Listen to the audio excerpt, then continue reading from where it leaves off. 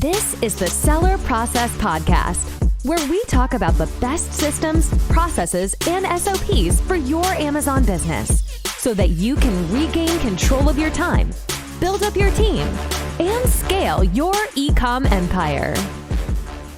Hello, entrepreneurs. If you are keen to master the art of product development and you're eager to learn the methods that first-class brands use to create the most successful products in the world, then this episode is for you. Our guest today will share with us the process to effectively plan, design, and develop a product that your customers will love. I'm talking about Gembah's head of design, Neil McQueen, a world-leading industrial designer with 78 patents to his name. He has spent the last 10 years at Dyson, leading new product innovation teams with a focus on bringing true market-leading products to fruition through insights and innovation throughout the product development journey. He has been involved in the ideation, development, and success of some of the most recognizable products in the world. His unique view of design is in the context of a successful business strategy is key to Gembah's perspective and process.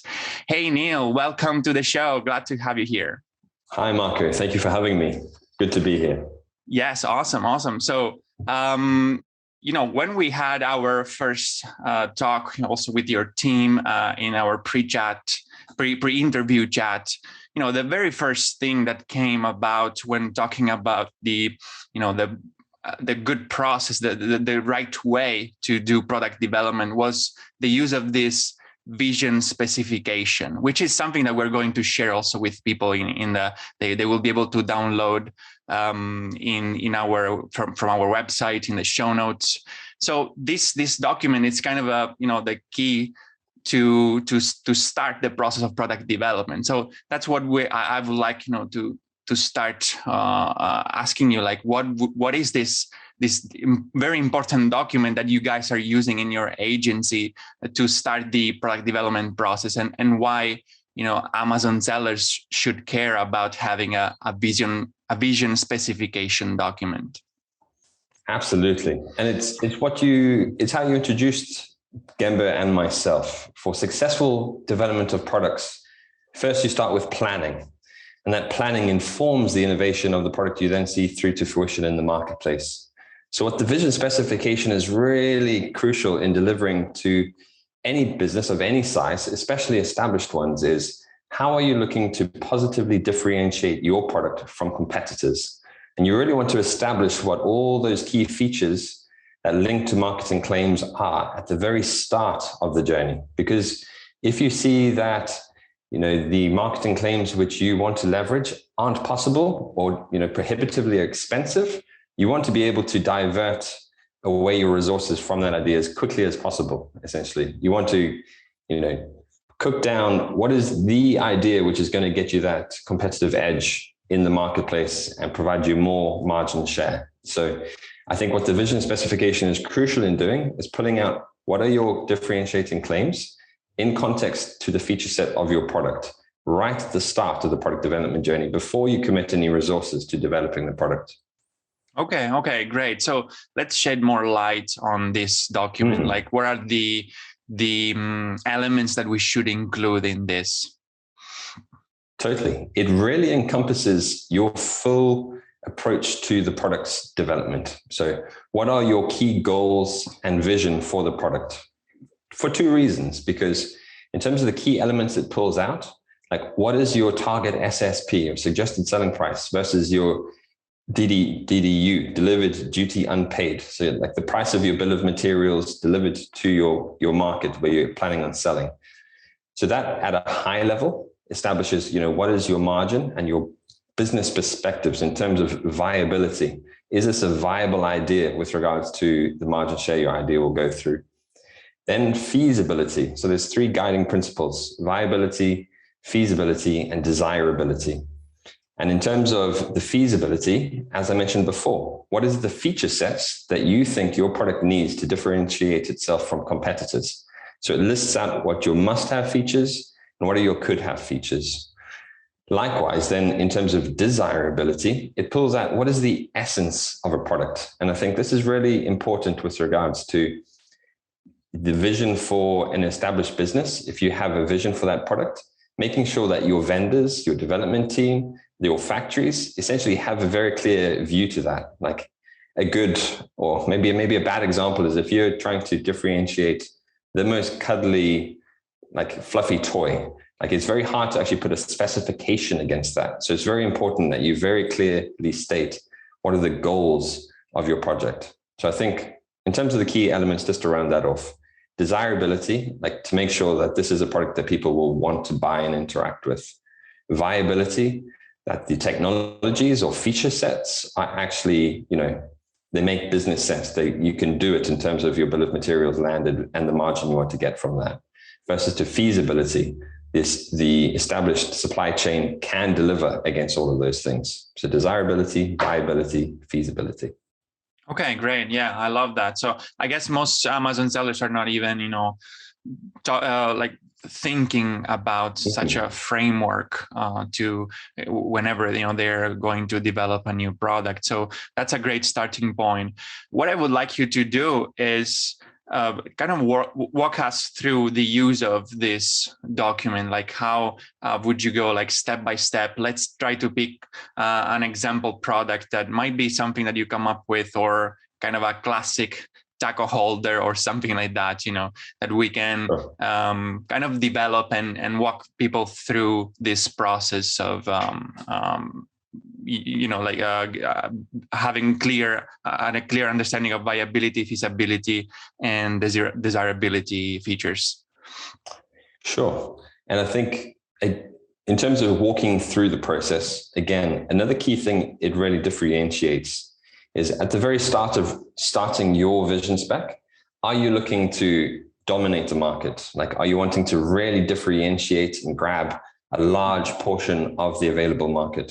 Or are you simply looking to be one of the group? Like if you're just happy to enter and have a smaller piece of that pie, I think the document pulls that out very clearly. So in terms of where we typically start, once you have a market segment, a merchandising category, a sub-product type, and as you mentioned, like something, what was the example you used, Marco? Maybe a taco holder, that's a classic, or you can choose anything you want.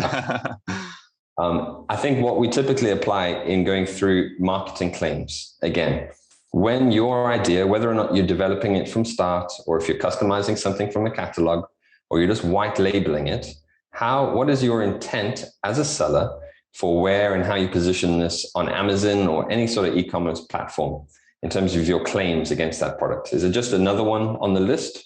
Or preferentially, as in terms of marketing claims, I'd always suggest for success, you want to necessarily be the first, the best, or the only, preferably all of them, but that's very hard to do. But certainly in terms of like a guaranteed success for your development process, you must at least be one of those. So I think that's the very start of the process. How are you looking to differentiate and have success with your product? By being the first, by being the best, or being the only? And then, if you're trying to do all of them, great. Like you need to be prepared to invest in that. And like, what are the features that are going to deliver that? Or if you're going to have a slightly more, tethered down approach of like, okay, well, I'll just try and be one of those things. Again, like what is the one feature that you're then going to work with your supplier in differentiating yourself? It might be the only pink tackle box, like very easy, like paint it pink, please, and send it, like easy to execute. But if you have some sort of unique feature in terms of, again, like planning, if you want to have longevity and like true differentiation in the market, it's really important that you start the process with how you're going to differentiate through your claims and what is the feature of that product that will deliver that for you. Okay, that's interesting. What I'm wondering about is like, what if people are not clear yet on what the marketing claims will be or the features will be? Because I'm guessing many people are stepping into like an industry that maybe they're not very familiar with, so they don't know what's possible and what's not. So I'd love to have, I don't know, a coffee machine that it's I don't know, making calls for me, or I don't know, like having an alarm on it. So I don't know, anything. I can come up with anything, but then you got to understand if it's doable and possible in terms of, manufacturing process and so on. So how do you suggest people to, come up with marketing claims that make sense and also people will love? I think it's a great point you mentioned. And I think the best place to start, and this is for somebody, established 2 to 6 million, 6 million above, or like in my previous, like $1 billion companies, it's the same approach that applies to everything. Like, who is your benchmark competitor? Like, who in that marketplace of whether or not it be a tackle box or a fishing rod or a coffee machine, regardless, who is a benchmark competitor that you see, I like what they're doing, and what are their claims? How do they differentiate themselves? So I think that's where I would start. Like, a seller has to identify a merchandising category and product type that they're interested in. I think that's the fundamental starting point for any product creation. I think past that, if you really don't know what to do, I would find a benchmark competitor to really investigate yourself. Like, as I've said, what are their claims? And how do you think you could slightly tweak what they do, or like really positively differentiate and provide an additional feature or a different feature? Right. Okay. Let's talk about features, because that's kind of one of the main parts of this vision spec, right? So how do we go about choosing the right features? And, in the documents for people that will see after they download it from the show notes, they will see the document that is divided in must-have features, could-have features, and so on. So can you walk us through like the process of how we should come up with the right features and how we go about that? Totally. So in terms of what we mean by feature, you're pulling out the core functionality of that machine. Like, if it is a coffee machine, like, I think there are some very fundamental basic functions. Like, we're not talking about it has a plug, it plugs into the wall. Like, that's not a feature. But key identifiable features in terms of, like, it has a espresso attachment, like it has a milk frother, it has a digital user interface. Those are the sorts of features you're wanting to pull out. And I think, why is that significant? Because you go through this investigatory phase yourself in terms of what are the features. This document is very actionable in terms of going out to suppliers and vendors and saying, these are my must-have features for this product. Can you identify for me something in your catalog that delivers me these things? And if you don't, like, do you think it is possible for you to develop or like add on those additional features for what I see as being a must-have? And I think, just to round that off, in terms of what I just mentioned for must-have features, those are the things, again, ideally you've benchmarked it against a competitor. And if you want to say you want to differentiate on just one of those features, so it might be the case that your competitor has, what's an example? A level of user interface. And you're saying, okay, I'm going to be the only coffee machine with a full color display. Like, that is a differentiating feature, but it's not something which you maybe have confidence yet that your suppliers can provide.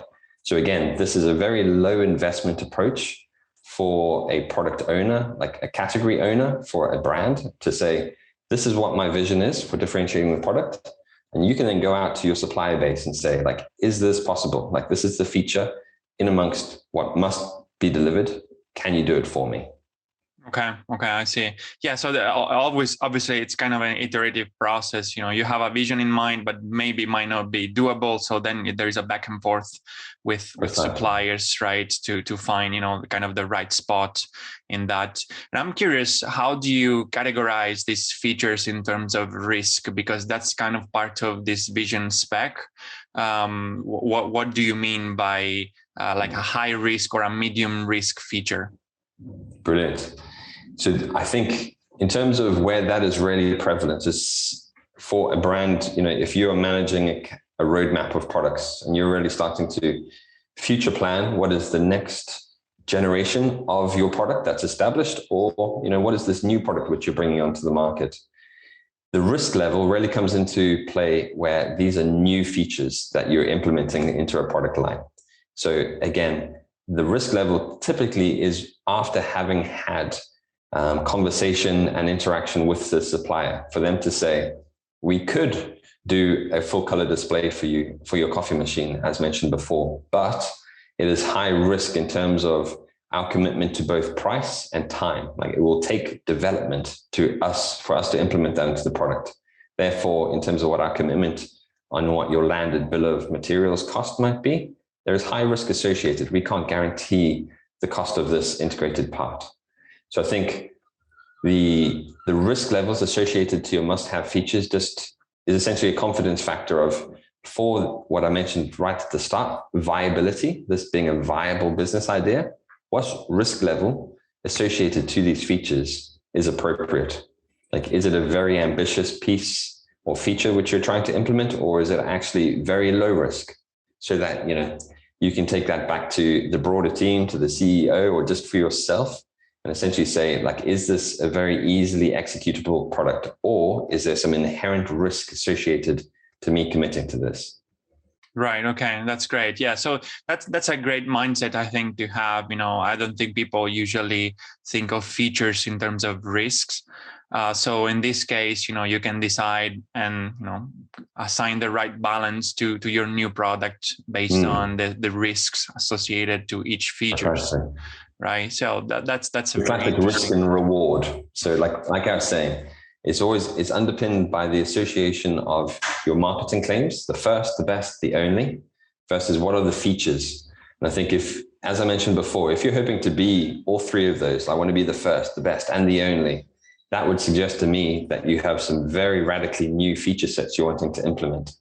And that, you know, there is risk with reward in terms of your viability. There'd be a lot of future business that you would be getting, but it comes with inherent risk in terms of your route to market and time of delivery is likely to have a lot of risk associated, because it's not a guaranteed outcome. Yeah, totally. Yeah, I like, you know, to bring up this mindset again of thinking of your product in terms of these three main categories, like viability, feasibility, and desirability, because it's always kind of a balance, right? So it's a cost of, you have to think in terms of cost of opportunity costs.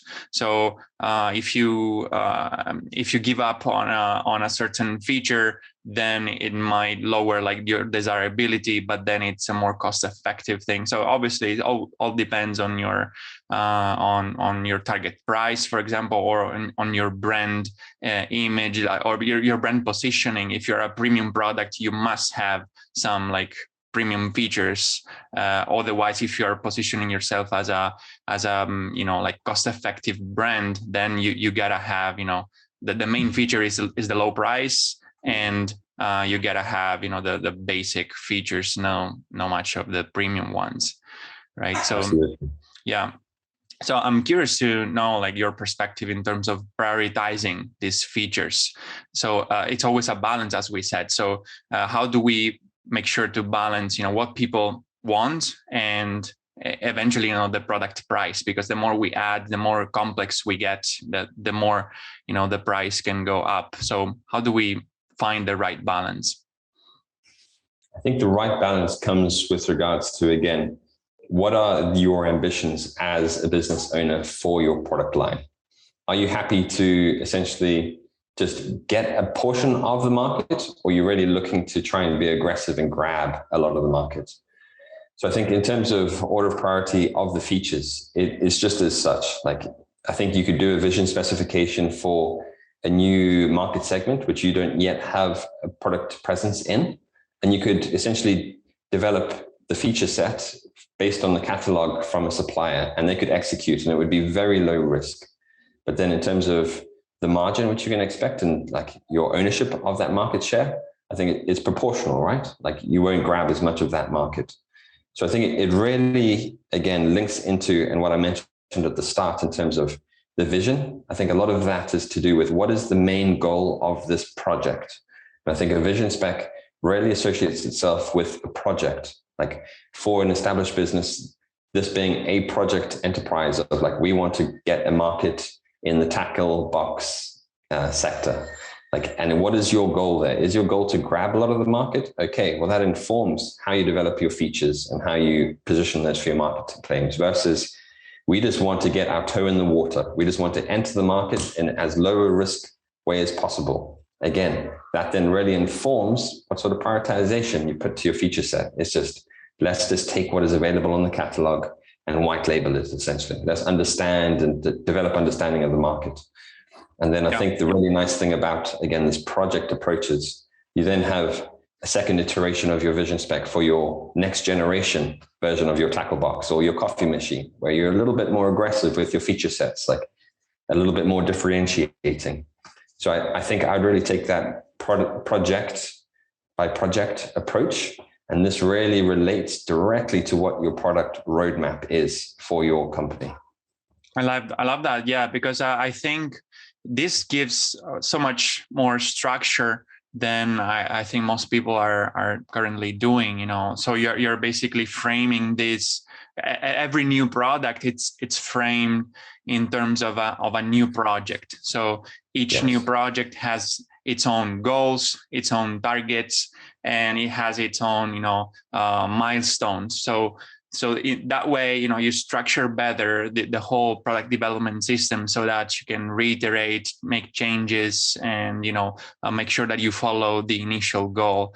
But I guess, most people, they just go about like launching products, just, picking products from suppliers' catalogs, just like that, without a really thought out and structured process that, puts customers first and goals and sets targets. So I think this helps a lot too with structuring that process. So which it's all what we always talk about in this podcast, like systemizing the business. So now I'd like to go like further, like what are the next steps in the vision spec after we set out our goals, found our competitors as a benchmark, set our marketing claims and features. What's next? I think it's for you then to essentially twofold. Like, do I action this or do I continue to develop my understanding? So once you have your vision, like, is this based on your goals as a business, a viable idea that you want to pursue? So I think that's what this is all about, is managing risk for yourself as a business and informing your future roadmap. So I think once you've defined your vision spec, and I'd probably suggest doing a few different ones for different approaches. And then for you as a business, defining like, what is the best approach for us? And so, then taking that approach, like I am choosing to differentiate on a feature, and proportionally my risk is far lower. I would then take that vision specification and go and engage with suppliers. So you can start getting early feedback. I think this is, again, the next part of the whole process. Like, why is the vision spec not only really important in informing your decisions and direction as a business at the start of the journey, but what it is also this contract of intent, which if you're working with an agency or development house or just working with suppliers, like, it's something which you can also hold your supplier accountable to, because it captures the essence of your product. Like, does what you're providing me meet all of my key requirements that I've laid out in my vision specification? Yes or no? So I think we've all had experiences where we get an early prototype back or an early sample, and you think, did you read my spec? And I think typically what sellers will find or businesses will find, like the classic product requirements document, it is a very word heavy, like multiple page, and you really, like a supplier or a designer needs to sit down and really absorb. And it's quite hard actually to get what is the essence of what my creator is trying to do or my business is trying to get at.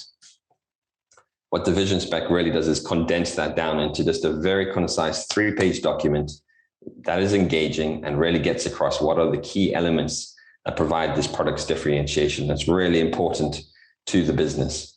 So I think in terms of next steps, like condensed, is do a few versions of this, choose the one which is right for your business goals, and then engage with your suppliers and use that vision specification to make sure that they deliver exactly what it is that you're trying to get to market.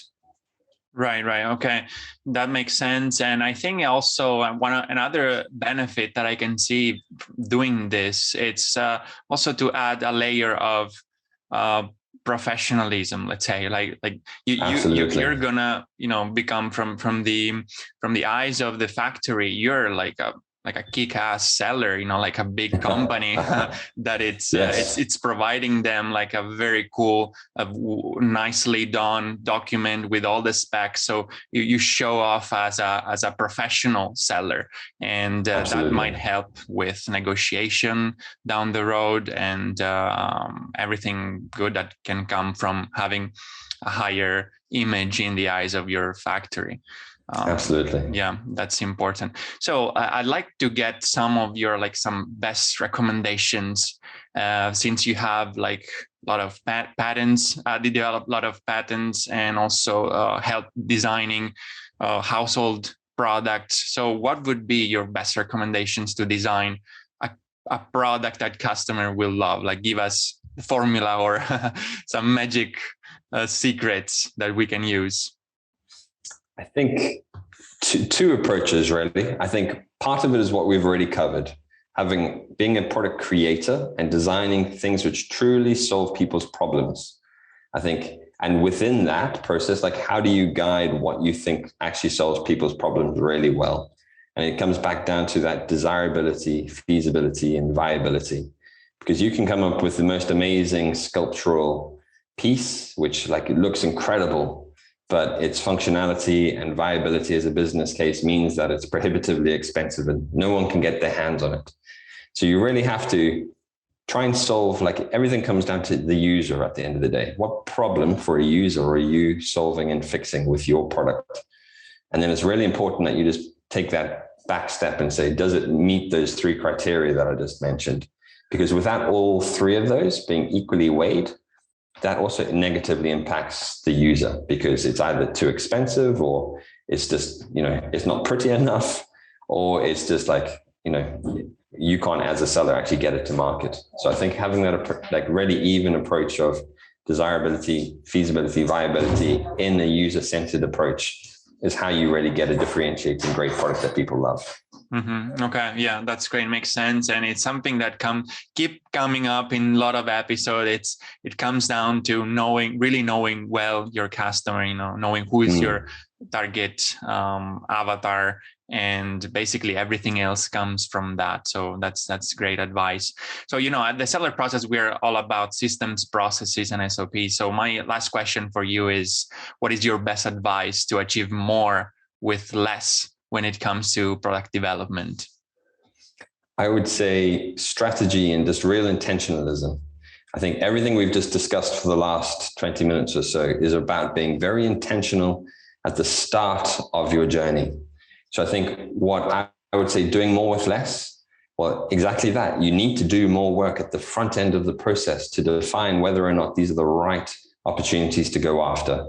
So I think it's very easy for businesses and for product owners to essentially start journeys and start conversations with factories without everything which we've just described in terms of what are the goals. So I think I would really encourage people having a really solid introspective week of like, what are the goals that I'm looking to execute against, and really getting that onto the page with a vision spec. And that really saves you a lot of pain and money further down the line, because you would have preempted problems, you would have preempted risk, and you've avoided it. I love that. Yeah. So basically, in a nutshell, like, do your homework. I think, honing the fundamentals will help you tremendously in then working less in the future, because if you do things right from the start, then everything else is going to come easier afterwards. That's great advice. So, just as a quick example, just to add on to that, Marco, that is how the most successful businesses in the world do development. For every one product that Apple or Dyson or Sony delivers to the market, there are 100 behind it that never made it. So I think that's the sort of intentionalism that big business apply that guarantees them success in the market. Is what are all the ways we could solve this? And then they, through the process we've just discussed, they identified the one very early on that they commit all their resources to delivering to the market. Great. Yeah. That's great insight. And so obviously this is a very complex process. Everybody can, start acting on what we just shared and use the files that we're sharing also in the show notes. But in case they'd like to take it a step further, how you and your company can help them, create that next household product. Absolutely. So as you mentioned, I'm head of design for Gembah. You can get in touch with us. And what we do further past this initial phase of a vision spec is essentially what we call the product development journey. And we break down the development journey into 14 very clear milestone steps where we manage every concepting through to design engineering, production, sourcing, logistics, and very managed outcomes. Like we can essentially service you where you're at. So if you've already started that journey, or we will pick it up at design and take it through to sourcing. Or if you're right, you just have an idea, but you don't want to go to sourcing yet, you just want to investigate that. We can take it from that ideation through to understanding, what it is that you do deliver. So we have a fundamental process. We pick up where you're at and we take it to where you want to go. And we have that full end-to-end service. Awesome. So you guys can reach out to Neil and Gembah. You will find, the contacts in the show notes or in the description of the YouTube video, as well as the links to download the vision spec that we spoke about. So you will find all the links in the show notes. So go grab them. Thank you again, Neil. For joining this call. Thank you for having me, Marco. Yeah. So guys, remember the key to success is to emulate the best. So go grab the downloadable materials that we shared with you and start acting in creating a better product, a better process for your product development, and work on start acting on all the tips that we just shared in this episode.